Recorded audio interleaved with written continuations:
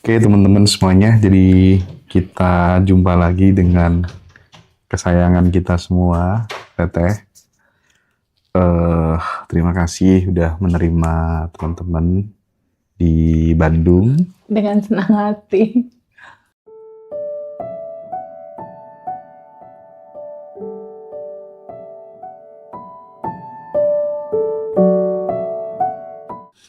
Jadi pagi ini kita ingin mengajak, melibatkan sahabat semuanya, peserta Abundant Revolution maupun siapapun pemirsa yang di YouTube, yang di live TikTok gitu ya.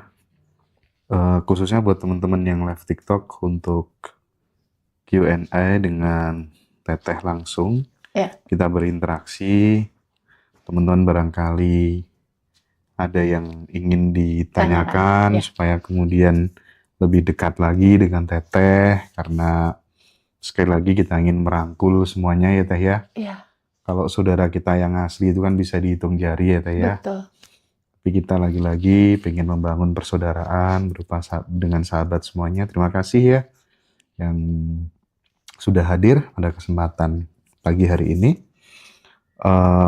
Banyak yang menyapa Teteh. Halo. Mungkin silakan teman-teman nanti kalau ada yang mau tanya-tanya, barangkali ada masalah, supaya jawaban yang disampaikan oleh Teteh nanti juga bisa menjadi pembelajaran dan pesan-pesan bagi kita semuanya, gitu ya teman-teman ya. Ya. Oke, aku mungkin akan ngawali pertanyaan Ya. sebelum nanti dilanjutkan sama teman-teman ya Teh. Oke. Halo Teteh, aku mau ikut kelas, bagaimana caranya? Mbak siapa itu? TN Collection. Kita 5 hari lagi Teh. Ya. Kelas apa tuh namanya? Zoom spesial ya. Ya. Tanggal 11 ya buat sahabat-sahabat yang ada keluangan waktu. Bisa join di acara Zoom spesial tanggal 11 September dan 25 September. 25 September itu kelas batch 18. 18. Ya, batch 18. Jadi silakan, masih ada seat buat teman-teman semuanya. Bagi yang pengen offline, nanti sekalian pas reuni dan disnatalis di Bali ya. Jadi di Bali itu ada 2 agenda. Yang pertama adalah kelas batch 20 offline. Itu kelas yang ditunggu-tunggu. Itu pokoknya ngena banget ya. Terus siang sampai malamnya kita ada disnatalis dan reuni. Luar biasa sekali atensinya teman-teman ke Teteh. Saya ikut seneng banget. Jadi gini, kan kita sering mengenal yang namanya hubungan toksik Teh. Iya. Hubungan toksik itu kan kadang teman-teman timbul pertanyaan, kenapa sih terus lagi menjalin hubungan seperti ini gitu. Iya. Ceritanya hampir mirip-mirip gitu ya. Kadang banyak teman-teman juga yang merasa gimana ya cara ngelepasnya, orang kan udah mulai sadar bahwa ini hubungannya benar-benar nggak sehat, tapi tetap balik lagi gitu. Ada simpul di batin yang belum selesai gitu. Dan bisakah kemudian kita melepaskannya dengan sadar gitu? Kadang kan teman-teman pengennya begitu gitu. Nah, bagaimana menurut Teteh? Ya, mengawali cerita gimana caranya melepaskan hubungan yang toksik. Sebelum masuk ke sana Mas Hendra, aku mau kasih prolog dulu ya buat live kita kali ini. Prolognya itu adalah intinya tentang tujuan hidup Mas Hendra. Apa sih tujuan hidup kita sebenarnya gitu? Tujuan hidup kita sebenarnya itu nggak lain dan nggak bukan untuk bisa kita terbuka dan mengenali kepada kesejatian kita yang sudah tanpa batas dan berkelimpahan. Jadi sebenarnya siapapun kita nih yang berjalan di dalam kehidupan ini, mereka tuh akan selalu mencari tujuan hidupnya mereka. Padahal tujuan hidup yang mereka cari itu ada di dalam. Itu keywordnya Mas. Itu ada di dalam. Jadi tujuan hidup yang sebenar-benarnya adalah kamu kembali ke kesejatian kamu pulang balik lagi ke asalnya kamu yang sudah bahagia, tanpa batas, dan berkelimpahan. Yang sebetulnya itu udah ada dan tersedia. Nah itu sama kita semua tuh nggak pernah disadari, Mas. Bahwa tujuan hidup kita itu untuk kembali ke tanpa batasnya kita gitu. Untuk kembali pulang ke kebahagiaannya kita gitu. Untuk kembali balik ke kebebasannya kita dari belenggu kekhawatiran, belenggu ketakutan, belenggu kesedihan, belenggu kecemasan. Nah, pulang balik ke rasa awalnya kita tentang kelimpahan, tentang kebahagiaan, tentang ketenangan, itulah tujuan hidup. Dan goals paling besar, Mas, di dalam kehidupan kita, itu adalah rasa plong, bebas dari kemelekatan, dari rasa benci, dari trauma menahun. Jadi kebebasan itu, ketenangan itu, dan kebahagiaan itu, itulah goals manifestasi terbesar di dalam kehidupan ini. Karena punya apapun kalau nggak punya itu buat apa? Iya. Kita pengen apapun nih, misalnya Mas Hendra atau teman-teman nih di live TikTok sekarang, pengen punya mobil BMW, ujung-ujungnya nyari apa sih? Bahagia kan? Bener nggak? Pengen punya rumah, ujung-ujungnya apa? Ujung-ujungnya ini semua tentang rasa, Mas. Bukan tentang materi, tentang rasa plong, tentang rasa tenang, tentang rasa bahagia, tentang rasa yang kamu rasakan dan kamu bawa selalu gitu. Jadi di sini aku dan Mas Hendra ingin sekali mengatakan ke teman-teman semua, yuk ingat tujuan hidup kita yuk. Bahwa utamanya tujuan hidup kita adalah kamu sadar bahwa sejatinya kamu tuh udah bahagia dan berkelimpahan. Kesadaran untuk balik ke awal cerita kamu, itu loh tujuannya hidup ini.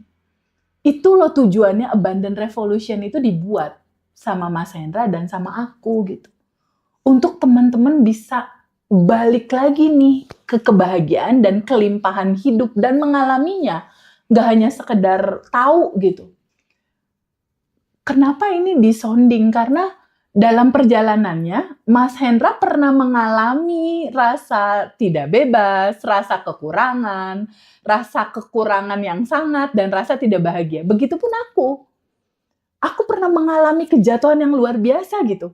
Dan di titik sekarang now, kita semua, aku dan Hendra udah bebas dari dua cerita itu gitu. That's why kita buat Abundant Revolution. Benar kan Mas Hendra?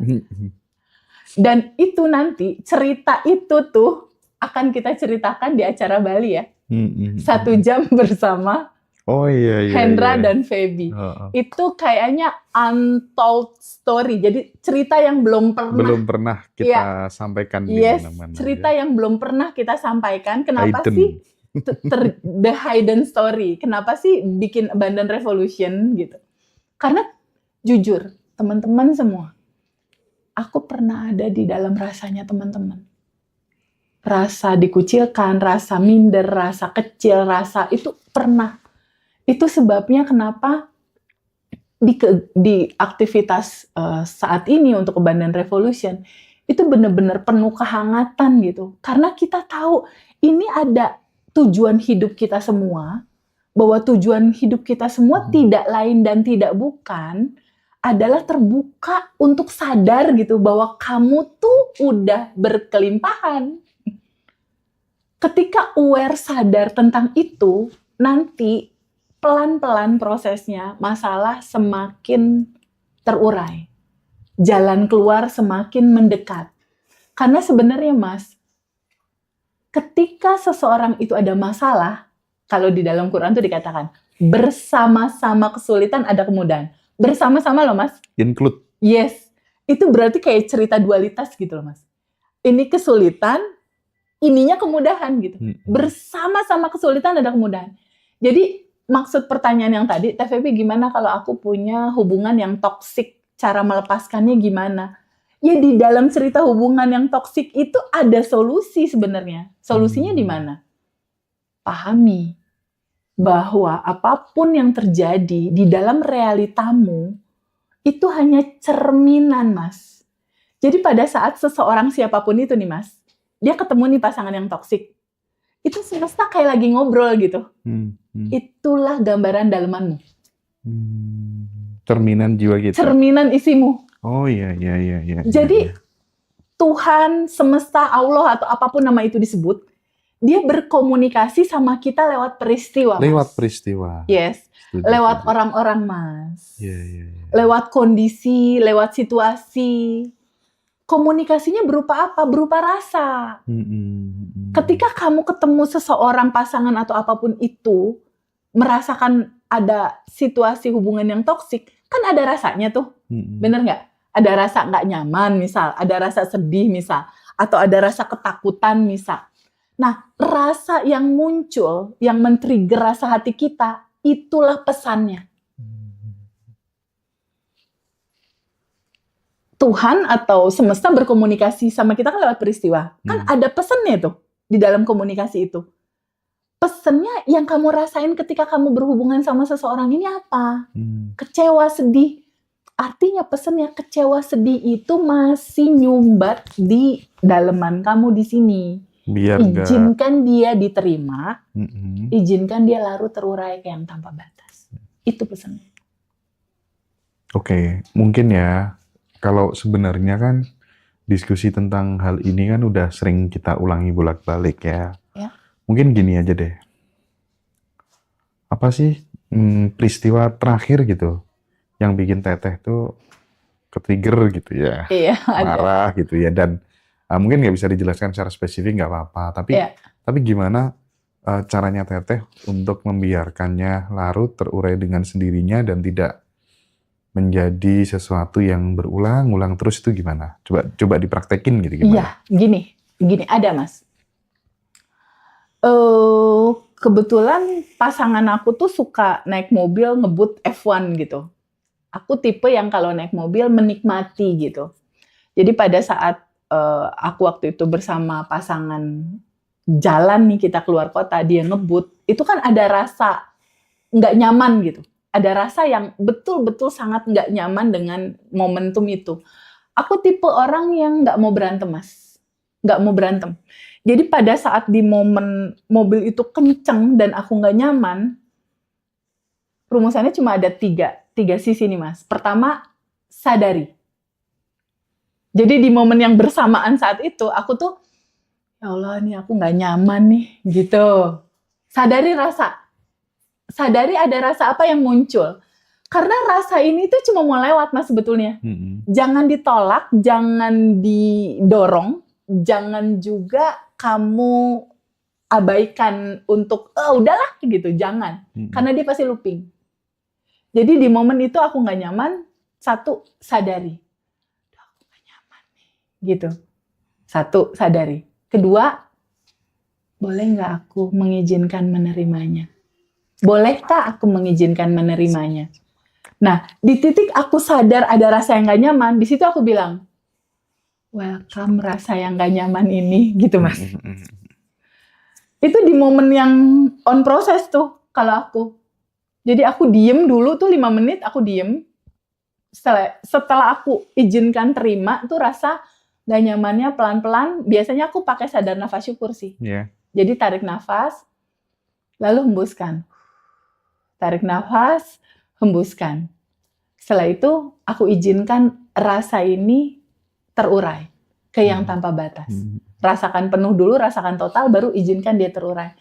Dan kuncinya tuh di kesadaran bahwa, oke, ini juga cinta, ini juga cerita dualitas, ini juga cerita hukum keseimbangan gitu. Jadi di momen itu aku menyadari suamiku tuh baik banget, tapi kan ada hukum keseimbangannya.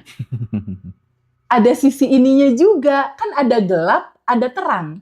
Mas Hendra bisa nggak milih? Misal Teh Feby, aku mau siang aja terang, aku nggak mau malam gelap, bisa nggak? Nggak bisa.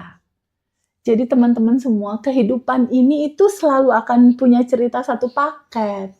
kita jangan menganaktirikan yang satu gitu. Hmm. Nah, di momen bersamaan itu aku izinkan untuk terima, izinkan alirkan, izinkan lepaskan. Dia akhirnya bergerak slow dengan sendirinya gitu. Terus suamiku bilang, kamu diam aja, kamu lagi rilis ya, katanya gitu. Pasti kamu lagi rilis aku ya gitu.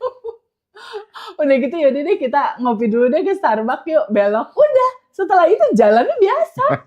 Jadi sebenarnya cepet kok ngeberes ini dan satu lagi kuncinya Mas. Jadikan ini sebagai lifestyle. Gaya hidup ya. Iya. Jadikan ini sebagai lifestyle Habit hari-harimu. ya. Dan enjoy ngejalaninnya. Nggak usah Iya, juga iya, gini iya, misal, iya. Teh Feby kenapa ya? Aku kesedihan datang lagi. Nggak usah diresein gitu. Maksudnya, Iya, iya, ya iya. memang itu udah satu paket kehidupan. Itu memang udah nasi timbelnya tuh paketnya udah begitu gitu. Jadi sajian apapun yang muncul, rayakan aja. Nikmati aja, lewati aja prosesnya. Toh semua akan terurai dalam waktunya nanti gitu. Iya, iya, iya. Kan di dalam Quran juga dibilang Mas, hidup itu hanya permainan dan senda gurau belaka. Itu Allah dan Tuhan yang menciptakan alam semesta ini loh yang ngomong. Jadi syukuri semua proses. Nikmati. Enjoy. Terus Teh ya, sebelum nanti Mas Habib bacakan pertanyaan TikTok kan. Boleh. Sambil ngasih jam terbang Mas Habib kan. Sip. Kan gini ya Teh ya, ini masalah banyak orang Teh. Bahkan peserta kita datang dengan membawa ratusan hutang, ratusan juta hutang, Iya. bermiliar hutang, banyaknya case kayak gitu ya. Betul, banyak. Tapi Teteh dengan menerima dengan penuh kehangatan, membersamai teman-teman bertumbuh sehingga banyak yang keluar dari lingkaran itu gitu ya. Hutang ini kan bukan hanya kalau saya melihat dan merasakan apa yang dialami teman-teman itu kan sampai kadang rumahnya disita segala macam, keluarganya berantakan. Iya. Ini bukan hanya soal sekedar angka Teh, tapi saya melihat ini juga bisa menggerus harga diri gitu loh. Iya. Orang jadi kehilangan kepercayaan diri, anaknya juga jadi minder, malu karena bapak ibunya punya banyak hutang. Efek dominonya besar gitu ya. Bisakah kita keluar dengan terhormat dan bisa membangun kembali, membangun ulang rasa layak seperti sedia kala? Itu gimana? Step by stepnya. Sangat mungkin, Mas. Alumni yang beres dari cerita utang itu banyak, Mas. Dan polanya sama. Nah, pola ini yang coba dipraktekin nanti coba sama teman-teman. Polanya sama. Pertama, kita butuh waktu hening. Karena di dalam keramaian di sini, kesejatian kamu yang tanpa batas itu, dia tenggelam ke bawah, Mas. Solusi tampak tidak ada. Kalau di sini rame. Nanti begini, nanti begitu. Kayaknya nggak bisa. Itu rame di sini. Tapi ketika kamu boleh nggak diem dulu sebentar. Di titik pikiran ini diem, tenang. Yang ini muncul, Mas. Kesejatian kamu yang penuh solusi, penuh samudra potensi tanpa batas tentang solusi. Dia muncul naik. Jadi start pertama dari semua ini adalah duduk sama diri kamu sendiri, lihat ke dalam. Itu yang dilakukan sama alumni. Caranya gimana? Memang nggak bisa langsung selesai beres ya. Karena puing-puing keilmuannya juga harus mereka tahu tentang siapakah diri mereka sebenarnya. Gini Mas, pola yang sama nih, sama semua alumni yang belajar ya. Atau mungkin sama semua teman-teman. Pola yang sama adalah mereka yang pada saat ini ikut kelas, itu rata-rata ceritanya tuh sama. Teh Feby, aku bangkrut. Mungkin Mas Hendra juga denger lah. Yeah. Teh Feby, aku abis-abisan. Teh Feby, rumah kejual, istri kabur. Kayak seakan-akan tuh bener-bener dia yang tadinya di sini tuh gini Mas, buk gitu. Jatuh gitu. Kenapa sih? Rata-rata polanya kayak gitu. Ketika kita mau ketemu Tuhan, memang kadang-kala ego tuh dinolin, Mas. Lewat jalur penderitaan dulu gitu ya. Yes. Rumi bilang, sedihmu, tangismu, laramu, dukamu, itulah jalan kamu bertemu Tuhan. Jadi memang alur siklusnya sebagian besar teman-teman, tapi nggak semua ya. Luka adalah tempat cahaya masuk. Yes, Gitu ya kira-kira ya. betul. Kegelapan itu justru kita bisa presisi melihat cahaya. Setuju. Jadi pada saat dia down seperti itu, karena gini, sekarang gini, nih kita renungkan ya Mas Hendra ya. Teman-teman misalnya rumahnya cukup nyaman, duitnya ada, suaminya sayang sama dia, setia, uang cukup, saldo cukup, deposito cukup. Kira-kira dia nyari kesejatian dirinya enggak? Enggak. Kebanyakan sih enggak. Memang enggak. Ketika dia mentok terhadap sesuatu, baru dia kayak nyetrum sama sejatinya dia. Mulai mencari, mulai ngulik. Memang jalannya lewat itu.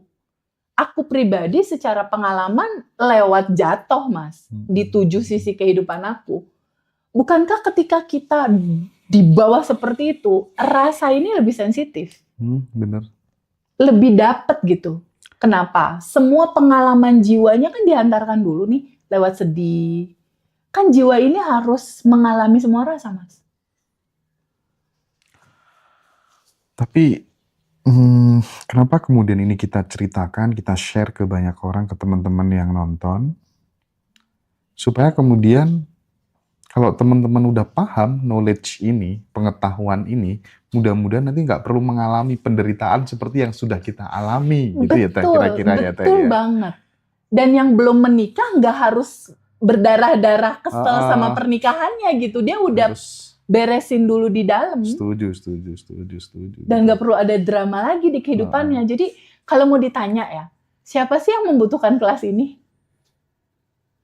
Siapapun dalam pertumbuhan kehidupannya yang memang mau bebas dari kemelekatan, mau mencari kebahagiaan, kegembiraan, dan mencari kelimpahan. Itu kan jadinya semua orang tuh, Mas. Semua orang butuh pulang kok. Semua orang butuh tahu tujuan hidup utama mereka apa. Tujuan hidup utama mereka yang tadi itu. Kenal, aware, tahu, ngeh bahwa dia sudah tanpa batas berkelimpahan, bahwa hak hidup dia bahagia dan berkelimpahan. Itu tujuannya. Dan mengalami itu semua. Itu indah banget sih. Dan Mas Hendra sama aku udah ngalamin kan. Makanya kita mau bagiin gitu istilahnya. Kita senang banget gitu. Makanya kayak pengen melukin satu-satu.